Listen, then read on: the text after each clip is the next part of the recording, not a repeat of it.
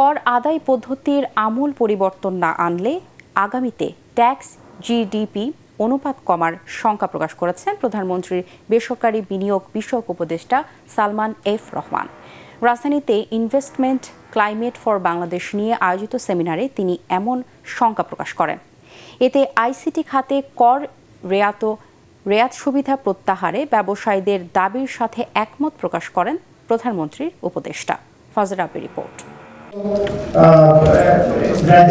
Digital Bangladesh থেকে smart বাংলাদেশের পথে হাঁটছে দেশ।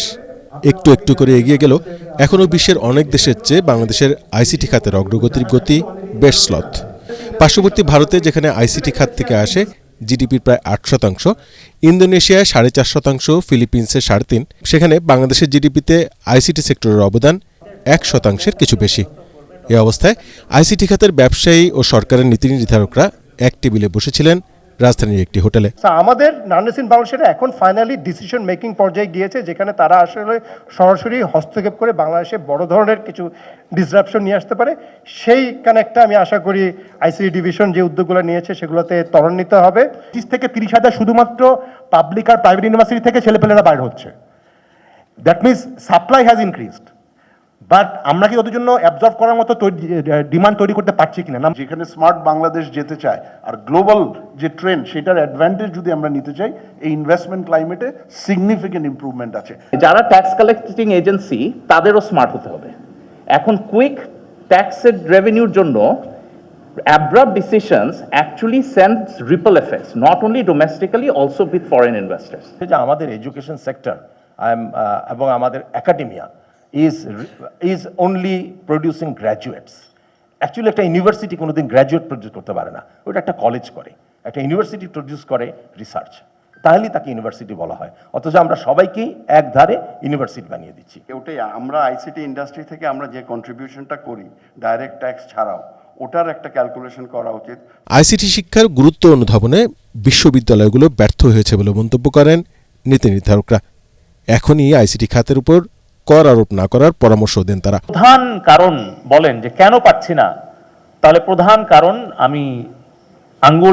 আমি তুলব ইউনিভার্সিটি গ্রান্টস কমিশনের দিকে। 15 বছরে পৃথিবীর যে শিফট হয়েছে, যেই পরিবর্তনটা হয়েছে, তার সাথে খাপ খাইয়ে আমরা কি আমাদের কোর্স কারিকুলাম পরিবর্তন করতে পেরেছি? আজকে আমরা এআই নিয়ে কথা বলছি, আমাকে একটা বিশ্ববিদ্যালয়ের নাম বলেন 150 বিশ্ববিদ্যালয়ের মধ্যে যার এআই নিয়ে ফুল কোর্স কিংবা ডিপ্লোমা কোর্স আছে। আইসিটি ইন্ডাস্ট্রি আমরা যে লেভেলে এখন এসছি, এখনও আমরা সে লেভেলের ম্যাচিউরিটিটা পাই নাই যে এই যে বেনিফিটসগুলি দেওয়া হয়েছে সেটা উইথড্র করা উচিত না। ইনফ্যাক্ট আমি কিন্তু মনে করি আমি যে কথাগুলি বলবো সেই কথাগুলির আলোকে আমাদেরকে হয়তো চিন্তা করতে হবে আমাদের কিভাবে আরো ফার্দার ইনসেন্টিভ আমরা এই ইন্ডাস্ট্রিকে দিতে পারি। বাংলাদেশ রাজস্ব বোর্ড এনবিআর এর কার্যক্রমকে পশ্চাৎপদ বলে মনে করেন প্রধানমন্ত্রীর বেসরকারি বিনিয়োগ বিষয়ক উপদেষ্টা সালমান এফ রহমান। এনবিআর কি করতেছে, যারা ট্যাক্স দেয় তাদের উপরে আরো ট্যাক্স কেমনে ধার্য করা যায় সেটাই তারা করতেছে। আর যারা ট্যাক্স নেটের বাইরে আছে তারা বাইরেই আছে, তাদেরকে ট্যাক্স নেটের ভিতরে আনার কোনো উদ্যোগ নাই।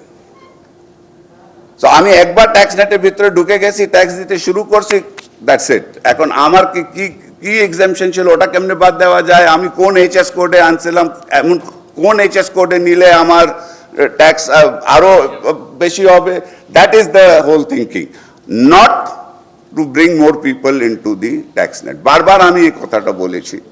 And the more you do this, আপনার আজকে 8% থেকে 7.8% হয়েছে, যদি আপনি ট্যাক্স কালেকশনটা না চেঞ্জ করেন, আপনার মাইন্ডসেটটা না চেঞ্জ করেন, আপনার হোল পলিসিটা যদি না চেঞ্জ করেন, আগামী বছরে 7.8% থেকে আরো কমবে আপনার tax rate two GDP ratio. বক্তারা বলেন বিশ্বে দ্রুত কৃত্রিম বুদ্ধিমত্তার প্রসার হচ্ছে। এতে করে গ্লোবালাইজেশনের পরিবর্তে দেশগুলো আবারও আত্মকেন্দ্রিকতার দিকে হাঁটছে। ফলে প্রযুক্তি সক্ষমতা অর্জনে আরও বেশি গুরুত্ব দেওয়ার তাগিদ দেন নীতি নির্ধারকরা। ফজর রাব্বি, এটিএন বাংলা, ঢাকা।